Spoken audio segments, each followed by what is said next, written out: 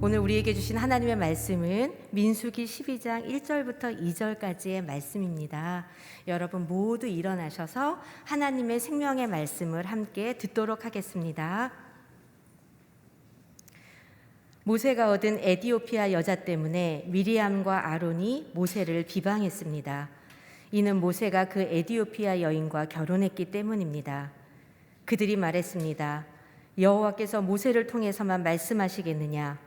우리를 통해서도 말씀하시지 않겠느냐? 그러자 여호와께서 이 말을 들으셨습니다. 아멘. 네, 자리에 앉아 주십시오. 이 말씀을 가지고 모세를 비난한 미리암이라는 제목으로 조우영 목사님께서 말씀 선포해 주시겠습니다.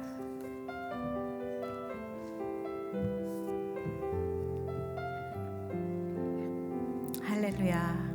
오늘도 예배를 삼아에 오신 여러분들, 또 영상으로 함께 하신 분들, 주님의 이름으로 축복합니다. 기도하겠습니다. 하나님, 오늘도 주의 말씀 앞에 저희들이 좌정합니다. 성령 하나님 오셔서 저희들 말씀을 깨닫게 하시고 그 말씀 속에서 나를 보게 하시고 그리고 순종하는 귀한 믿음의 열매가 열릴 수 있도록 도와주시옵소서. 예수님 이름으로 기도합니다. 아멘. 성경 속의 리더십들은 대부분 남성들입니다. 그 남성들 사이에서 여자로서 리더십으로 세워진 그 여성들의 이름은 찾기가 정말 쉽지가 않습니다. 특별히 성경 속의 선지자라는 그런 존귀한 명칭으로 세워진 여성 리더십들은 정말 열 손가락 안에 꼽을 만합니다. 오늘 저희가 말씀을 읽은 여선지자 미리암이 있고요. 그리고 또 우리가 잘 아는 사사기 드보라가 있습니다. 그리고 또 이사야의 아내도 선지자라 이렇게 이야기하고 있고 또 여선지자 훌다라는 그 열왕기에 기록된 또 선지자가 나옵니다. 신약에 들어가서는 예수님의 오심을 기다리는 안나가 있다면 또 빌립의 네 딸들이 선지자다. 뭐 이렇게 기록하고 있어서 이렇게 손가락 안에 셀 수, 제가 이렇게 다 외울 정도니까 얼마나 적은 숫자가 여선지자라는 이름으로 성경에 기록되었는지 우리가 알 수가 있습니다.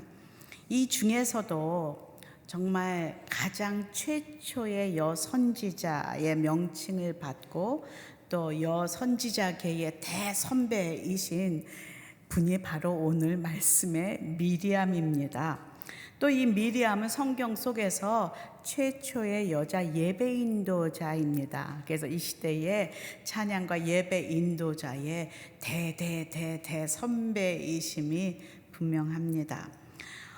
구약 성경에서 가장 익사이팅하고 또 가장 하나님의 그 능력의 역사가 일어난 것을 찾자 하면은 출애굽기 14장이라고 말할 수가 있습니다. 하나님께서 홍해를 가른 그런 사건이지요. 출애굽한 이스라엘 백성들이 홍해 앞에서 다 멈춰서서 어떻게 하고 있을 때 마음을 바꾼 그 바로의 바로의 그 군대들이 말을 타고 이들을 쫓아서 다시 이들을 취하고 죽이려고 쫓아오는 그 중간에서 너무나 위기 가운데 하나님께서 홍해를 가르시고 이스라엘 백성들을 구원하신 그 정말 놀라운 사건이 바로 출애굽기 14장의 이야기죠. 그리고 출애굽기 15장에 들어가면서 그 죽음에서 생명으로 옮겨진 놀라운 구원을 체험한 그 이스라엘 백성들이 자연스럽게 하나님을 찬양하며 예배하기 시작합니다. 그때에 미리암이 소고를 들고 춤을 추며 예배를 인도할 때 모든 여성들이 함께 믿음의 공동체가 되어서 그 찬양 예배에 참여하는 것을 볼 수가 있습니다. 우리 출애굽기 15장 20에서 21절 한번 읽어볼까요? 시작. 그때 아론의 누나인 여예언자 미리암이 손에 탬버린을 들었습니다. 그러자 모든 여인들이 미리암을 따라 탬버린을 들고 춤을 추었습니다. 미리암이 그들에게 노래했습니다. 여호와께 노래하라. 그가 영광스럽게 승리하셨다. 말과 말 탄 사람 모두를 바닷속으로 던져 넣으셨다. 아멘. 또한 선지자 미리암은 당대에 이스라엘에서 가장 유명한 가문의 장녀입니다. 첫째 동생은 온 백성의 제사를 그 예배를 이렇게 집례하는 대제사장 아론이고요. 또 둘째 동생은 하나님께서 출애굽시키는 그 큰 역사적인 그 사건의 탑 리더로 세운 모세가 아닙니까? 그래서 그 수십만 수백만이 되는 이스라엘 백성들에게 미리야 말어라고 할 때 단 한 사람도 그 이름을 모를 리가 없는 그런 로얄 패밀리, 당대의 믿음의 가정에 속한 그런 가문을 가진 여인입니다. 또한 성경은 미리암의 어린 시절에 대해서도 기록하고 있습니다. 바로가 이스라엘에 갓 태어난 그 남아들을 다 죽이라고 명령했을 때에 그 모세의 엄마 요게벳이 자기 자녀를 죽일 수 없어 3개월이 된 후에 그 갈대 상자에 아기를 담아서 나일강에 띄우지 않습니까? 그때에 그 미리암이 그 갈대 상자를 계속 포기하지 않고 따라가다가 그 애굽 공주가 그것을 들고 그 안을 들여다보니 그 아이가 있는 그 아이를 보고 키우고자 하는 마음을 가질 때 담대하게 그 찬스를 놓치지 않고 제가 이 히브리 아이의 유모를 구할까요? 구해드릴까요? 라고 물어서 그 모세의 어머니를 유모로 그래서 아들을 키울 수 있도록 돕는 그런 귀한 그 지혜로운 아주 담대한 야물딱진 그런 일을 했던 그 소녀, 그 여인이 바로 미리암입니다. 우리 출애굽기 2장 7절에서 8절 그때의 그 사건을 한번 읽어볼까요? 시작. 그때 아기의 누나가 바로의 딸에게 제가 가서 공주님 대신에 아기에게 젖을 먹일 히브리 여자를 한 명 데려올까요? 라고 말했습니다. 바로의 딸은 그렇게 하라고 대답했습니다. 그러자 아기의 누나는 가서 그 아기의 엄마를 데려왔습니다. 네, 여기까지 이렇게 지혜롭고 용감하고 그리고 소고를 치면서 뛰놀면서 그렇게 예배를 인도했던 여성 리더 미리암이 인생 말년에 그동안 보여주지 않았던 또 다른 모습으로 우리 앞에 나타난 사건이 바로 오늘 우리가 읽은 말씀입니다. 출애굽한 이스라엘 백성들은 반복적으로 모세에게 계속 불평합니다. 배고프다, 목마르다, 고기가 먹고 싶다, 우리를 애굽으로 다시 돌려보내달라 계속 불평하는 그 힘든 모세 옆에서 늘 힘이 되어 주었던 형 아론 그리고 누나 미리암. 그런데 오늘 그 아론과 누나 미리암이 모세를 향하여서 불만을 쏟아내고 있습니다. 아마 이 상황을 우리가 바꿔놓고 생각해 보면 그동안 수십만 명의 이스라엘 백성들이 정말 그 불평했던 것보다 이렇게 내가 의지했던, 믿었던, 나의 힘이 되었던 나의 친족이, 나의 사랑하는 그 자가 나를 향해 쏟아내는 비난은 그 어떤 것보다도 더 힘들지 않았을까라는 생각을 합니다. 더 상처가 되고 아픔이 되지 않았을까라고 생각합니다. 저도 그런 경험이 있는데요. 정말 예수님도 3년 동안 동고동락했던 그 제자 유다가 자신을 팔고 적에게 넘기는 그런 것을 당한 그 예수님의 마음을 생각하면서 제가 위로를 받았던 적이 있습니다. 주님은 나의 마음을 아시겠구나. 그래서 위로가 됐지만 주님은 얼마나 더 힘드셨을까라는 그런 묵상을 한 적이 있습니다. 저는 오늘 이 말씀을 묵상하면서 왜 어릴 적부터 이렇게 용감하고 지혜롭고 정말 열정 넘쳤던 이런 미리암이, 그런 모세 옆에서 큰 힘이 되어 주었던 미리암이 왜 이렇게 인생 말년에 이런 추한 사건의 이렇게 주인공이 되어서 이렇게 성경에 기록되었는가라는 것을 좀 생각해 보게 되었습니다. 무엇이 그녀의 그 생각에 들어와서 그녀의 그 행동을, 이렇게 말을 태도를 부정적으로 바꾸게 하였을까? 그 조용히 그녀의 안에 자리 잡고 있는 이 숨은 동기는 무엇이었을까라는 것을 좀 생각해 보게 되었습니다.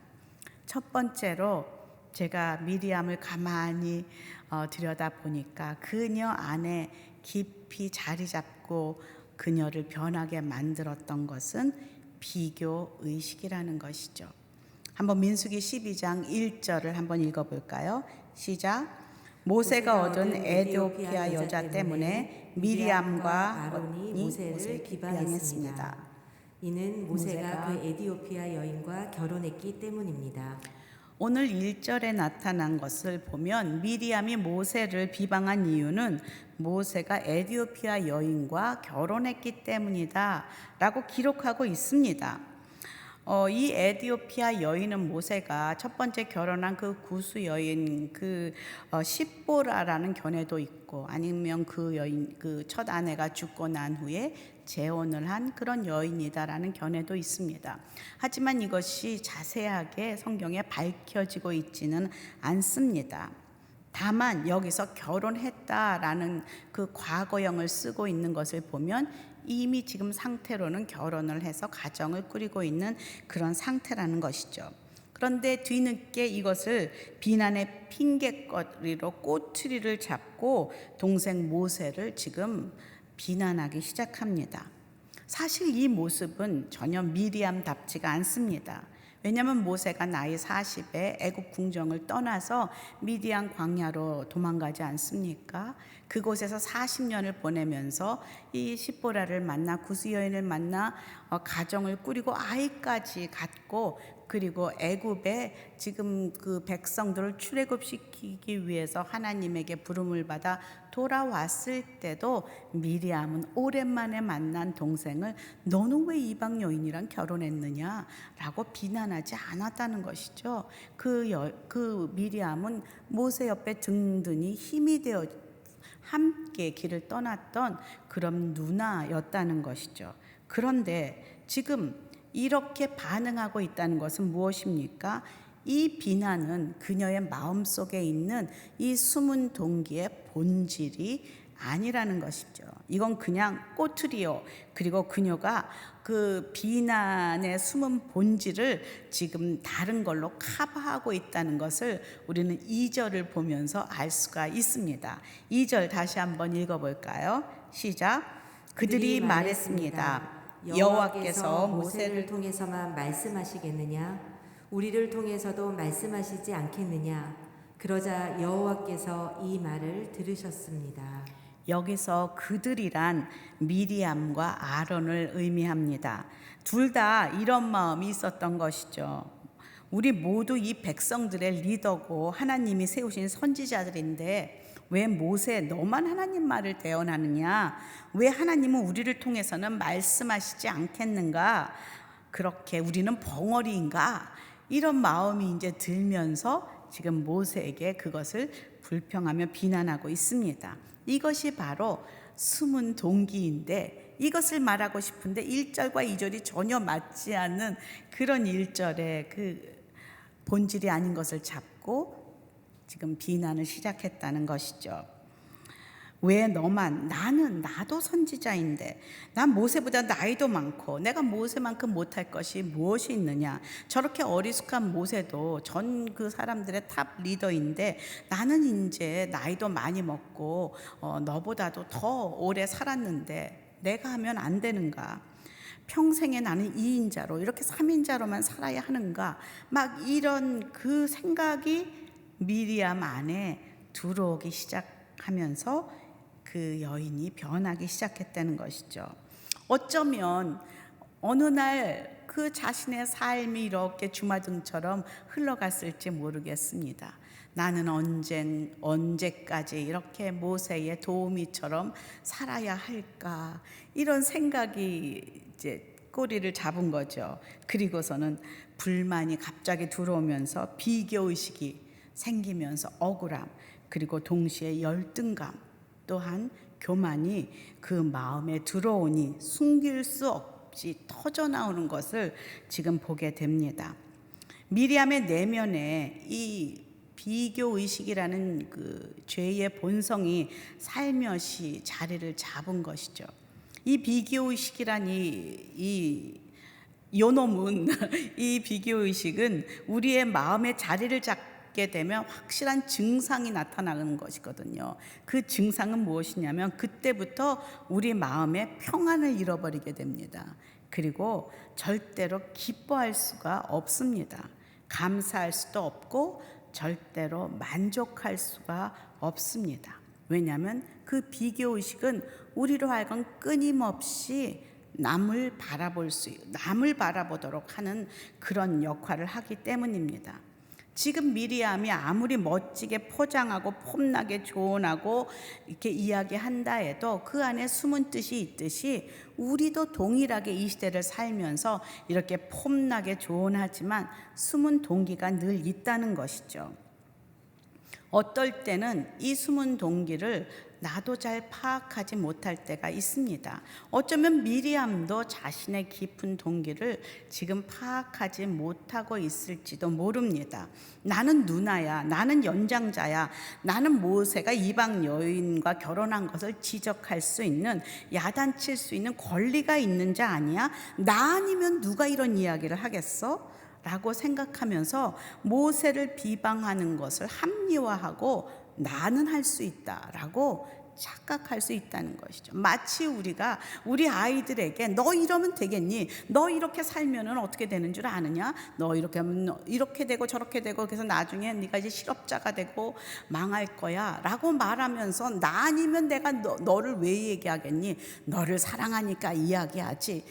이렇게 이야기하지만 가만히 나의 숨은 동기를 들여다보면 늘 이웃집 아이와 비교하고 내 아이가 조금 더 부족한 것 같아서 그것을 채찍질하는 나의 숨은 죄성이, 나의 아이를 사랑함 이전에 나의 욕심이, 나의 그 비교의식이, 나의 교만이 내 안에 들어있다는 것을 우리는 얼마나 간과하고 착각하며 살아가고 있는지 모릅니다. 그러기에 늘 우리는 우리 마음 깊숙한 곳에 평안이 사라지고 자꾸 어떤 사람이나 상황을 가지고 꼬집고 싶고 비난하고 싶고 말하고 싶고 화가 나고 입이 나오고 한다 하면 나의 모든 그 시선을 잠시 멈추고 내 안에 꼭꼭 숨어 있는 그 숨은 동기와 그리고 그 속마음을 들여다볼 필요가 있다라는 것을 오늘 미리암을 통해서 우리는 배우게 됩니다. 큐티를 평안 가운데 잘 마쳤는데 아침에 전화를 받았다고 합니다. 언니가 아파트에 당첨이 됐다고. 그때부터 평안하던 나의 마음이 지옥이 되었다라면서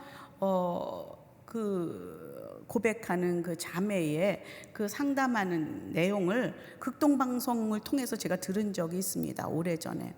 참 솔직한 마음이죠. 상대적인 빈곤감을 가지며 그 비교한 언니와도 아마 먼 알지도 못하는 사람이 당첨되었다는 것은 별로 힘들지 않습니다. 언니가 당첨되었다는데 그게 문제인 것이죠. 사촌이 땅을 샀다는데 그것이 문제인 것이죠. 그런 마음이 우리 안에 숨어 있다는 거예요. 평안을 아주 눈 깜짝할 사이에 큐티 후에 평안이 사라지는 것을 자기가 경험했다라는 그런 고백을 들은 적이 있습니다. 저는 오래전에 그 시어머니가 장사를 해서 벌어놓은 돈, 그런데 시어머니 돌아가시고 혼자 남은 시아버지가 그 돈을 주식을 해서 자꾸 잃어버리는 그 시아버지 때문에 속상해하는 그런 며느리 집사님을 만난 적이 있습니다. 나만 만나면 매일 그 얘기를 하면서 시아버지 걱정을 해요. 시아버지 예수님도 하나님도 모르는데 저렇게 돈을 막 주식해서 다 없애고 그래서 화가 나 있어요. 그 시아버지 생각만 하면 화가 나는 거예요. 그런데 하루는 하나님께서 그렇게 물으셨대요. 너는 왜 이렇게 화가 나 있니? 왜 그렇게 마음이 어렵니? 그래서 깜짝 놀라 가만히 하나님 앞에 앉아 있다. 그 속마음을 보니까 시아버님이 예수님을 몰라서 하나님을 몰라서 이렇게 화가 난 게 아니라 나한테 이 큰 며느리한테 회복될 그 재산이, 유산이 점점 사라지는 이것이 너무나 화가 났다는 것을 알게 되었다는 것이죠. 자기가 딴 걸 잡고서 이렇게 화를 내고 있는 자신의 숨은 동기를 자신도 착각하고, 그렇게 시어머니 막 벌어온 돈을 저렇게 딴 것을 잡고 막 자신도 이렇게 어려움을 겪고 있는 그 집사님을 하나님이 만나 주시니, 내 안에 욕심이 있구나, 내 안에 다른 생각이 있구나, 그거는 죄다 라고 말씀하시는 것을 듣고 그때야 깨달았다라는 그런 고백을 들은 적이 있습니다. 우리가 또 이 미리암을 보면서 그 여인의 내면의 분노를 바라볼 때 그 분노는 모세를 넘어서 두 번째 하나님을 향한 분노라는 것을, 하나님을 향한 원망이라는 것을 깨닫게 됩니다. 겉으로는 모세를 향한 비난이었지만 결국 그 모세를 세우신 하나님을 향한 그 분노의 마음, 섭섭함의 마음, 그리고 속상함의 마음이었다는 거예요. 그래서 하나님은 이 마음을 아셨고 그들의 대화를 들으셨고, 그리고 이 대화에 적극 개입하십니다. 그리고 그들을 회막 앞으로 다 불러내십니다. 4절에서 8절까지 함께 읽어보도록 하겠습니다. 시작. 갑자기 여호와께서 모세와 아론과 미리암에게 말씀하셨습니다. 너희 셋 다 회막으로 나오라. 그들 셋이 나갔습니다. 여호와께서 구름 기둥 가운데로 내려오셔서 회막 입구에 서시고는 아론과 미리암을 부르셨습니다. 그들 둘이 나아갔습니다. 여호와께서 말씀하셨습니다. 내 말을 잘 들어라. 여호와의 예언자가 너희 가운데 있으면 내가 환상을 통해 나를 그에게 알리고 꿈을 통해 그에게 말한다. 그러나 내 종 모세에게는 그렇지 않다. 그는 내 모든 집에서 신실한 사람이다. 내가 그에게는 얼굴을 맞대고 분명하게 이야기하며 이해하기 어려운 말로 하지 않는다. 그는 여호와의 형상을 본다. 그런데 너희는 왜 내 종 모세의 비방하기를 두려워하지 않느냐. 이스라엘 백성들을 출애굽시키면서 하나님의 언약을 성취하는 가운데 그것을 인도하는 탑 리더로 하나님께서는 모세를 택하셨습니다. 그것은 하나님의 주권입니다. 일방적인 선택입니다. 오늘 3절에 보면, 지금 3절은 우리가 읽지 않았지만 3절에는 뭐라고 기록되어 있냐면, 모세는 세상에서 제일 겸손한 사람이었다라고 그렇게 기록하고 있습니다. 그러나 그가 어떤 사람이었던지, 겸손하든 겸손하지 않았던, 그는 하나님이 택한 그런 리더입니다. 그것은 변함이 없습니다. 리더십의 위치를 다르게 놓았고 또 그 크기도 그 높이도 다 다르다는 것이죠. 일방적인 하나님의 주권이요 선택권이요, 피조물인 우리는 그 주권에 대해서 이렇다 저렇다 말할 아무런 권리가 없습니다. 왜 그렇게 하셨냐고 따질 수 없다는 것이죠. 로마서 9장 20절 21절에 보면 이렇게 기록하고 있습니다. 우리 함께 읽겠습니다. 시작. 그러나 사람이 무엇이기에 감히 하나님께 말대답을 한단 말입니까? 지음을 받은 것이 지은 자에게 왜 나를 이렇게 만들었습니까? 라고 대들 수 있겠습니까? 토기장이가 진흙 한 덩어리를 가지고 하나는 귀 쓸 그릇을, 다른 하나는 막 쓸 그릇을 만들 권리가 없겠습니까? 지금 이것이 우리의 우매함입니다. 왜 나를 이렇게 만드셨습니까? 왜 저 사람은 저렇게 합니까? 왜 내가 더 높이 올라가지 않습니까? 하나님께서는, 하나님이 세워놓은 그 리더십의 자리는 하나님의 주권이다 라고 말합니다. 그를 위해 기도하라 라고 말하십니다. 여기서 보면, 아까 본문에서 보면 다른 예언자들은 꿈에서나 만나주고 또 그곳에서 말씀하시지만, 모세는 직접 얼굴과 얼굴을 친구처럼 맞대고 만나주신다라고 말씀하십니다. 그것도 하나님의 일방적인 주권입니다. 그리고 모세를 비난하는 미리암에게 이렇게 말해요. 모세는 겸손하고 신실한 하나님의 종이다. 내가 말하는 것은 옳지 않고 맞지도 않다라고 말하고 있습니다. 오히려 너는 왜 내 종 모세를 비방하기를 두려워하지 않느냐? 그 말 안에는 너는 왜 모세를 종으로 탑 리더로 세운 나에게 비방하는 것, 비난하는 것을 두려워하지 않는가? 라는 그 자신을 향한 비난으로 지금 하나님은 받고 있습니다. 저는 종종 말씀을 나누면서 제가 저의 이야기를 자주 합니다. 왜냐하면 저에게 깊이 이렇게 뿌리 박힌 하나님의 음성을 들었기 때문입니다. 제가 처음 교회 사역을 할 때에 40이 되어서 교회 사역을 시작했습니다. 뭘 맡겨도 기뻐하고 감사하고 두렵고 떨림으로 내가 이런 걸 할 수 있을까? 나 같은 죄인이, 연약한 내가 이런 것을 어떻게 할까? 무엇이 맡겨져도 감사하고 기뻐했던 그 저의 사역의 출발을 저는 기억합니다.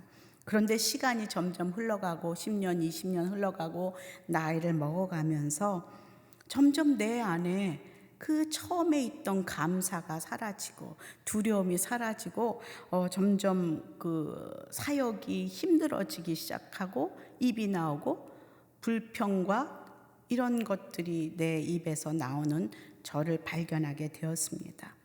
행복했던 마음이 점점 희미해지고 저거 내가 하면 더 잘할 텐데, 아니 저 한참 후배인 저 사람보다는 내가 더 인정을 받아야 되는 것이 아닌가, 왜 나는 알아주지 않는가, 이런 숨은 마음이 내 안에 들어 있었다는 것을 후에 알았습니다. 하나님이 알려주셔서 그것도 알았습니다. 그냥 내가 입이 자꾸 나오고 있구나, 예전처럼 기쁘지 않구나, 뭔가 자꾸 상황을 비난하고 비판하는 그런 그 부정적인 생각이 들어온다라는 것을 제가 깨닫긴 했지만 그 숨은 그 마음이 무엇인지는 몰랐었습니다. 그런데 그 포도원에 불려온 일꾼 그것을 큐티하면서 묵상하면서 하나님께서 저의 머리를 꽝 치시는 것을 경험했습니다.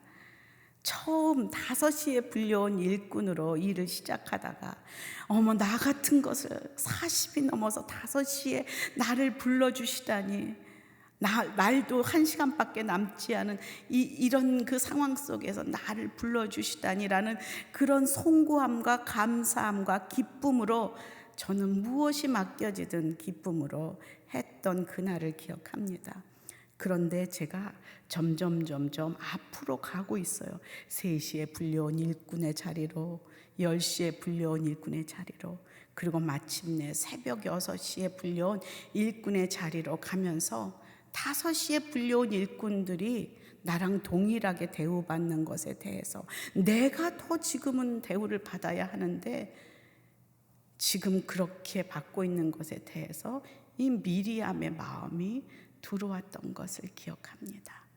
딱 그것이 내 안에 들어오니 입이 나오기 시작하고 자꾸 누군가 내가 이걸 더 잘할 수 있는, 내가 오늘의 교회를 몇 년 다닌 사람, 내가 초창기 순장인데, 내가 장로인데, 이런 것이 들어오기 시작하면 불안해지는 거, 불만스러워지고 행복이 사라지는 것처럼 저도 동일하게 그런 것을 경험하게 됐을 때 하나님께서 너는 지금 새벽 6시에 불려온 일꾼의 자리에 앉아버렸다 라고 말씀하시며 내 안에 숨은 동기와 욕심, 비교의식으로 교만해진 나의 모습을 밝히 보여주었습니다.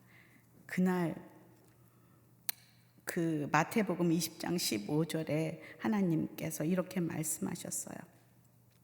마치 오늘 미리암에게 이야기하는 것처럼 내가 내 것을 내 뜻대로 하는 것이 정당하지 않은가? 내 것 가지고 내가 내 뜻대로 하는데 네가 왜 그러냐? 아니 내가 선한 것이 자네 눈에 거슬리는가? 내가 선한 일을 했다고 내가 나를 지금 눈에 거슬려 하고 있는가? 나는 선한 하나님인데 네가 5시에 불려왔을 때는 내가 선한 하나님이었는데 6시로 가니까 하나님이 악한 하나님 같이 보이는 우리의 그 교만과 그 죄성이 우리 안에 있다는 것을 지금 미리암도 속고 저도 속았던 것이죠. 그날 저는 정말 많이 울었던 것으로 기억합니다. 하나님 잘못했습니다. 그리고 하나님께서 말씀하셨어요. 그날 너는 하나님 나라에서 가장 작은 자야. 지금 네가 큰 자라고 얘기하고 있지. 아니, 하나님 나라의 계산법은 다르단다. 하나님 나라는 먼저 된 자가 나중되고 나중된 자가 먼저 된 자고 가장 크다고 얘기하는 자가 가장 낮은 자요. 가장 낮은 곳에 앉아있는 자가 하나님 나라에선 가장 큰 자라. 다시 한번 확인시켜 주셨습니다. 우리는 사람인지라 이런 생각이 들 수 있습니다. 저는 지금도 그런 생각이 문득 들 때가 있을까요? 없을까요? 어떻게 그렇게 잘하세요? 지금도 그런 생각이 들 때가 있습니다. 그러나 그 생각을 잡는 것이 아니라 하나님의 뜻이 무엇인지, 하나님의 말씀이 무엇인지, 하나님 나라의 계산법은 어떻게 하는 것인지, 하나님 나라의 백성이라면 그것을 잡고 거기에 나를 복종시키고 순종해야 하는 것이 하나님 나라의 자녀들의 몫입니다. 그것을 버리지 못하고 내 감정을 잡거나 내 생각을 잡을 때는 어김없이 그걸 붙들고 계속 주장하며 나아갈 때는 어김없이 이 미리암의 수치를 당하게 됩니다. 세상 사람들에게, 이웃에게, 가족들 앞에서 수치를 당하게 되죠. 결국 이 사건으로 인하여 미리암은 문둥병에 걸리게 됩니다. 저는 처음에 그런 생각을 한 적이 있어요. 미리암이랑 아론이랑 같이 따지고 비난했는데 왜 미리암만 문둥병에 걸려? 이런 생각 해본 적 있으세요? 예. 저도 그랬거든요. 그런데 가만히 보니까 미리암과 아론이, 보통 아론과 미리암 이렇게 이야기하는데 미리암과 아론이, 그리고 여기에 비난하다라는 그 동사에 여성 단수형이 붙어 있다는 걸 아십니까? 이건 뭘 의미합니까? 하나님은 미리암이 이것의 주동자라는 걸 알고 계세요. 그리고 그녀를 지금 주목하고 계시는 것이죠. 지금 이 미리암은 자신만 불편한 것이 아니라 옆에 사람을 자꾸 부추긴 거예요. 그래서 옆에 사람에게 같이 이 감정을 갖도록 부추기는 것이 바로 이 죄의 본성이요, 사단의 방법이요, 사단의 계획입니다. 편을 가르고 죄를 짓는데 함께 동참하도록 하는 것, 하나님은 그것을 미워하십니다. 함께 예배하도록 인도했던 미리암이 지금 인생 말년에 지금 리더를 함께 비난하도록 부추기고 사람들을 동참하도록 지금 쑤시는, 충동질하는 그런 역할을 하고 있는 것을 하나님은 보고 계셨어요. 그 중심을 알고 계신 하나님, 사단의 방법이에요. 이브에게 다가와서 충동질하지 않습니까? 이것을 먹으면 죽는다 하더냐. 예수님에게도 그 광야에 와서 내가 하나님의 아들이거든 이렇게 해보라고 자꾸 충동질하지 않습니까? 율법학자 바리새인들에게 저 사람은 다른 걸 가르치고 있다 충동질하니 그들이 또 백성들을 충동질하면서 못 박아라 예수님을 못 박는 그런 그 죄의 본질, 바로 사단의 계략이 지금 그 안의 죄 가운데 목격된다는 것이죠. 왜 하필 또 문둥병에 걸리게 하셨을까요? 기억하십니까? 모세가 처음 하나님께서 그 부르심을 받았을 때 두려움으로 거절합니다. 저는 할 수 없습니다. 갈 수 없습니다. 그럴 때 하나님께서 모세에게 품에 손을 넣어보라. 빼니 문둥병이 걸렸다. 다시는이 깨끗해진 것을 보이시면 나는 너를 치유하고 회복하고 함께 할 수 있는 능력의 하나님이다 라는 것을 보여주셨던 그 하나님, 지금 그 미리암에게 이 문둥병을 들게 하였다는 것은 무엇인가 지금 미리암에게, 이 사람들에게 말하고자 하시는 것이 있다는 거예요.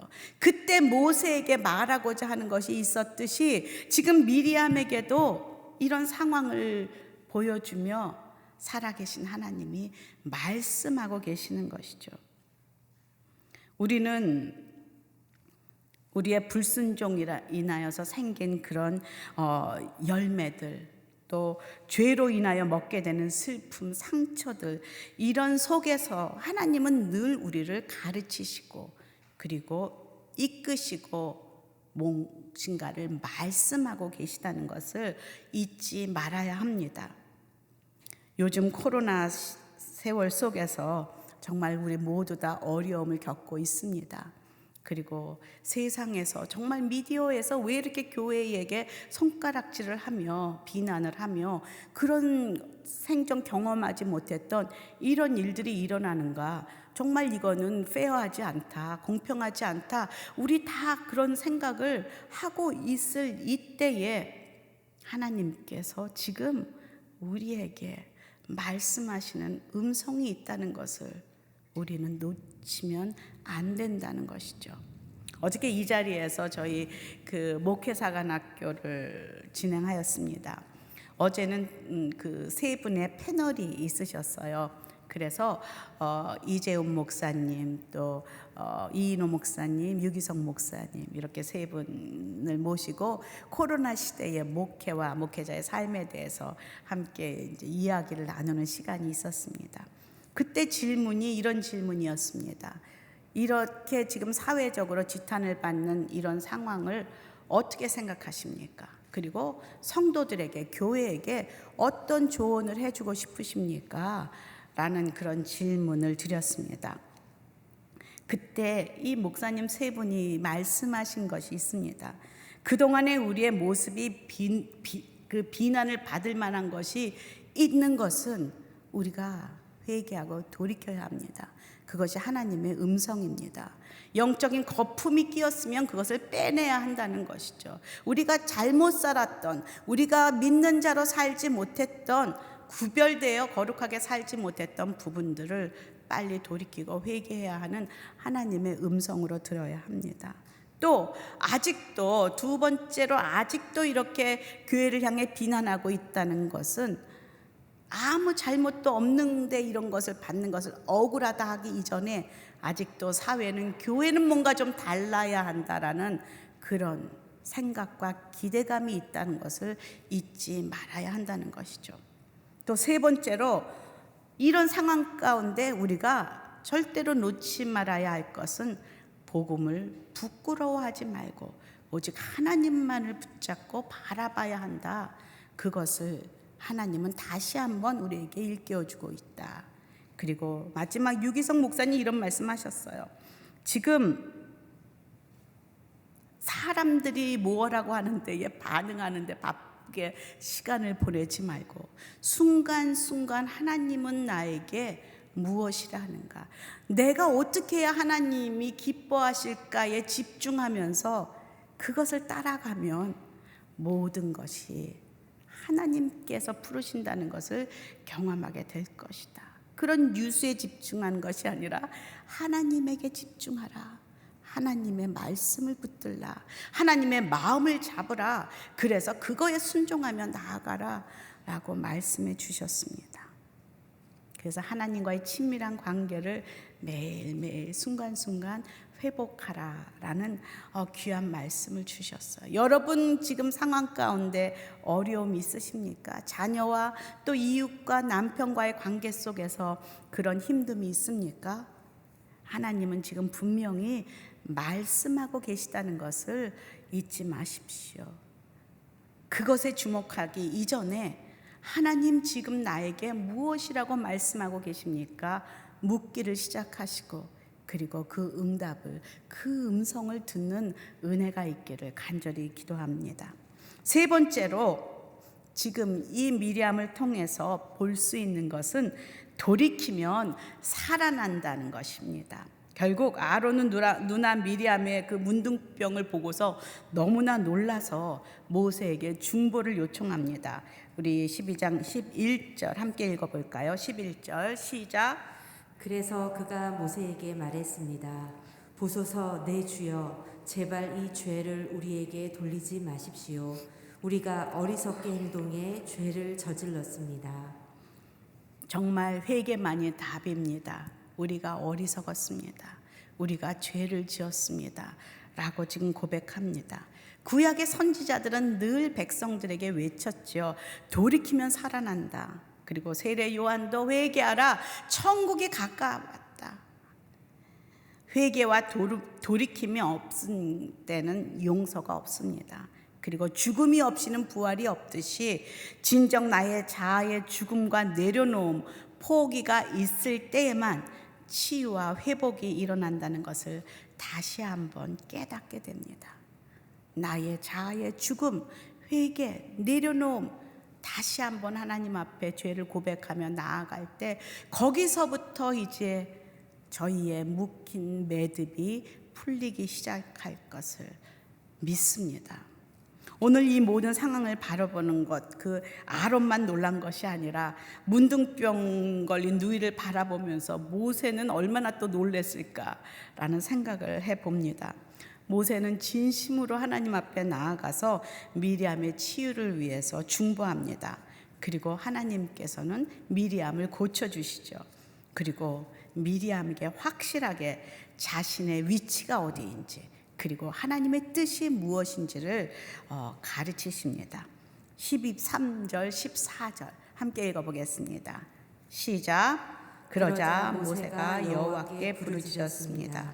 하나님이여, 미리암을 고쳐주십시오. 여호와께서 모세에게 말씀하셨습니다. 만약 미리암의 아버지가 그녀의 얼굴을 침을 뱉었다면 7일 동안 수치스럽지 않겠느냐? 그녀를 7일 동안 짐 바깥에 가두어라. 그 후에야 들어올 수 있을 것이다. 아멘. 7일 동안 짐 밖에 머물다가 아무리 문둥병이 나았어도 마치 코로나 음성이라도 우리 격리하는 것처럼 거기에 격리되었다가 7일 후에나 집으로 돌아와라, 진 안으로 들어와라 라고 하나님은 지금 선을 그으십니다. 정말 완전 큰 레슨을 받고 있습니다. 조용히 형제끼리 시작한 이야기가 지금 온 동네 방네 모든 나라에 소문이 났어요. 지금 수치를 겪고 있습니다. 예, 미리암이 문둥병 걸렸댄다야. 그런데 하나님이 그걸 낫게 했는데 지금 밖에서 떨면서 들어오지도 못하고 있대. 이게 웬일이니? 미리암이 나이가 들어갔고 왜 이러니? 안 들어도 뻔합니다. 뒤에서 얼마나 많은 이야기가 오고 갔을 텐데 온 백성이 그렇게 함께 어려움을 겪고 있습니다. 지금 사랑하는 동생 아론, 모세뿐 아니라 처음 이 상황을 알지도 못했던 이스라엘의 온 백성들도 다 알게 되었고 그 어려움을 다 겪게 되었어요. 왜냐하면 미리암이 들어오기 전에는 이 온 그 민족의 이동이 멈추었기 때문입니다. 마지막 15절입니다. 15절에 함께 읽겠습니다. 시작. 그리하여 미리암은 7일 동안 짐 바깥에 갇혀 있었고 백성들은 그녀가 돌아올 때까지 길을 떠나지 못했습니다. 예, 한 사람의 야심, 특히 한 리더의 불순종으로 모세의 그 가정뿐만이 아니라 온 이스라엘이 모두가 다 함께 아파하며 대가를 치러야 하는 그런 두려운 장면입니다. 지금 현실 속에서도 마찬가지죠. 한 리더가 잘못 선택한, 잘못 한 그 죄와 불순종으로 인하여 공동체가 지금 몸살을 앓고 있고 교회가 함께 몸살을 앓고 있지 않습니까? 특히 요즘 코로나 시대에 기독교인들은 이렇게 한 묶음으로 지금 세상은 취급하고 있고 바라보고 있습니다. 이런 가운데 우리가 성도로서, 리더로서 어떻게 생활하고 어떻게 행동하고 어떻게 믿음을 지키며 살아야 하는지 너무나 중요한 때가 지금이라 저는 믿습니다. 어떤 욕심이나 부주의나 죄나 불신앙의 행동이 나뿐 아니라 우리 가족뿐 아니라 전 믿음의 공동체에 어려움을 줄 수 있는 시대에 우리는 살고 있다는 것이죠. 그래서 그 죄의 대가를 온 사람들이 함께 교회가 치러야 하는 이 시대에 우리는 두려움과 떨림으로 하나님 앞에 머리를 조아려야 하는 그런 결단이 필요합니다. 오늘 말씀을 마치려고 합니다. 저도 인생길 살아오면서 앞으로 살아갈 날이 살아온 날들보다 길지 않습니다. 짧게 남았습니다. 그런데 저도 살아오면서 많은 선택을 한 것 같아요. 믿음의 선택을 할 때도 있었고, 미리암처럼 감정에 따라서 나의 육신의 정욕, 안목의 정욕, 이생의 자랑에 붙들려서 혼적으로 선택했던, 생각으로, 경험으로 선택했던 많은 시간들이, 아니 더 많은 선택을 했던 저 자신을 보게 됩니다. 그러나 감사한 것은 그럼에도 불구하고 오늘 하나님께서 미리암을 버리지 않으셨듯이 끝까지 미리암을 품고 가셨다는 그 사실입니다. 가만히 생각해 보면 모세도 죄를 짓지 않았습니까? 그 바위를 세게 쳤다는 그것으로 가나안을 들어가지 못하게 한 부족함이 있는 그런 종이었습니다. 아론은 어떻습니까? 금송아지를 만들어 제사를 하는 그런 오명을 썼던 그런 또 리더였습니다. 오늘 미리암은 하나님이 세우신 종 모세에게 그렇게 함부로 대들었던, 화를 냈던 그런 부족한 리더였습니다. 그런데 이런 부족한 리더들을 성경은 미가서에서 이렇게 기록하고 있습니다. 마지막 미가서 6장 4절 함께 읽어보겠습니다. 시작. 내가 너를 이집트 땅에서 이끌어냈고 그 종살이하던 땅에서 너를 구해냈으며 내가 내 앞에 모세와 아론과 미리암을 보냈다. 하나님 마음에는 그래도 이 백성을 이끌고 가는 그 새 리더로 모세와 아론과 미리암을 기억하고 계셨다는 것이죠. 저와 여러분들 다 연약한 인생들입니다. 흠이 많은 사람들임을 인정합니다. 그러나 매일매일 우리 자신의 흠이 많음을 고백하며 오늘도 주의 사랑이, 주의 은혜가, 주의 도움이, 주의 인도하심이, 주의 능력이, 주의 손길이 필요한 그런 연약한 자입니다. 고백하며 하나님 은혜만이 우리를 이끌고 갑니다 라고 고백하는 저와 여러분 되기를 간절히 축원합니다. 오늘 찬양으로 제가 이것을 준비하면서 은혜 아니면 우리가 살아갈 수가 없구나 그런 생각을 하면서 이 찬양을 골랐습니다. 오직 내 삶에 예수뿐이다, 예수뿐이다 라는 그 고백으로 오늘 이 찬양 함께 부르고 기도했으면 좋겠습니다. 은혜 아니면 살아갈 수가 없네.